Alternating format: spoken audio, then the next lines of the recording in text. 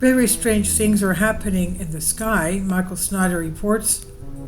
Okay, it's starting to get really weird. At the same time that the Middle East is erupting in flames, the US is being pummeled by major natural disasters, and we are preparing for the most pivotal election in modern history. Extremely unusual things are happening in the heavens. The comet of the century is making a spectacular run past our planet. The sun has unleashed an extremely powerful coronal mass ejection. A second moon is now orbiting our world, and it's being suggested that we are witnessing an intriguing alignment of constellations and stars that appear to relate to events written in the book of Revelation. Are we really supposed to believe that this is just a coincidence? That all of these things are occurring simultaneously? According to ABC News, Comet Tsuchinshan Atlas will be closest to our planet on Saturday. Prepare to spot a rare bright comet. The space rock is slinging towards Earth from the outer reaches of the solar system and will make its closest pass on Saturday. It should be visible through the end of October, clear skies permitting. As I've discussed previously, something else will also happen on Saturday. Yom Kippur begins at sundown on Friday, and it lasts until sundown on Saturday. Yes, I suppose that is just another coincidence too. The comet is about 2 miles wide, but NPR is reporting that the tail of the comet extends for tens of millions of miles. A comet discovered last year, known as C2023A3 Tsuchinshan Atlas, is set to make a close approach to Earth in the coming days. The snowy dirt ball is nearly 2 miles in diameter, so it's huge, and its tail of dust and gases extends for tens of millions of miles.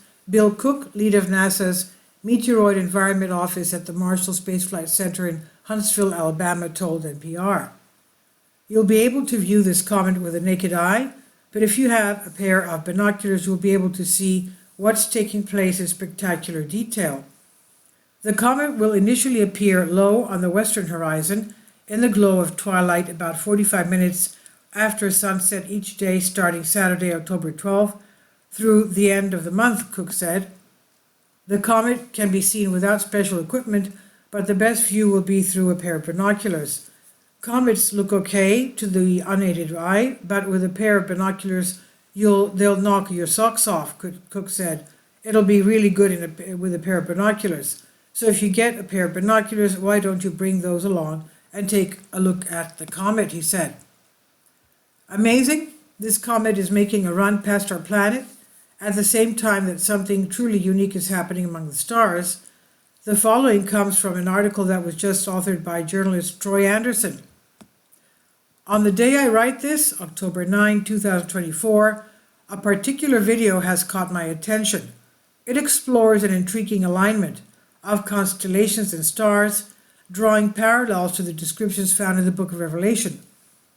According to the video, this date may involve a celestial event that mirrors what the Apostle John describes in his prophetic vision on the Isle of Patmos nearly 2,000 years ago. Many have written books about how the stars literally foreshadow the birth of Christ over 2,000 years ago. Could it be possible that God is using the stars to warn us about what is coming in our time? According to Anderson, a rare alignment of planets and stars appears to depict the four horsemen of the apocalypse and the great red dragon. The video suggests that on October 9 there will be a rare alignment of planets and stars that matches descriptions from the book of Revelation, including the symbolism of the four horsemen of the apocalypse and the great red dragon.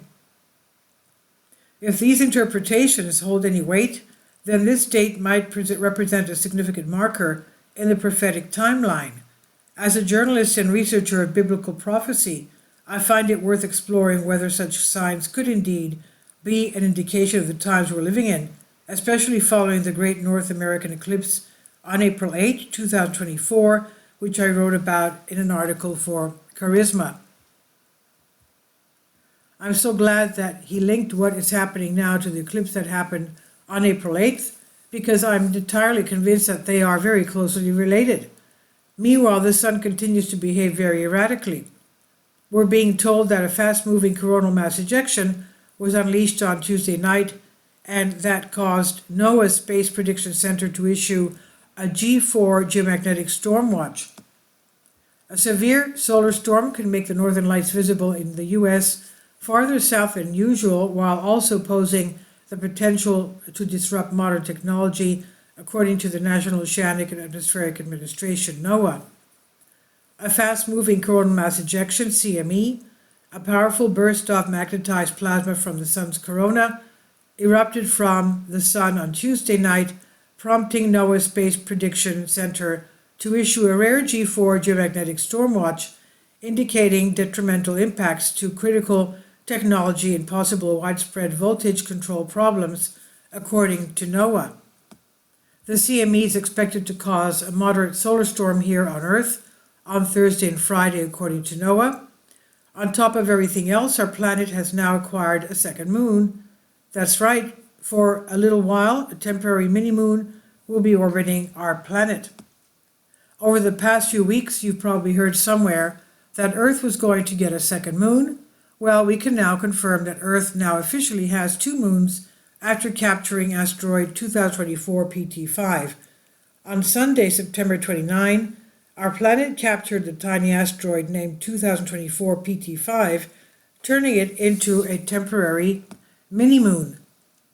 Needless to say, the vast majority of the population is paying very little attention to what's going on in the heavens, and hardly anyone believes that the very strange things that are taking place in the sky have any real significance. But as I have documented in Genesis chapter 1, God told us that one of the primary reasons why he created the sun, moon, and stars was because he planned to use them as signs, and he has been doing that all throughout human history. And now it's happening again, and most people are completely missing it.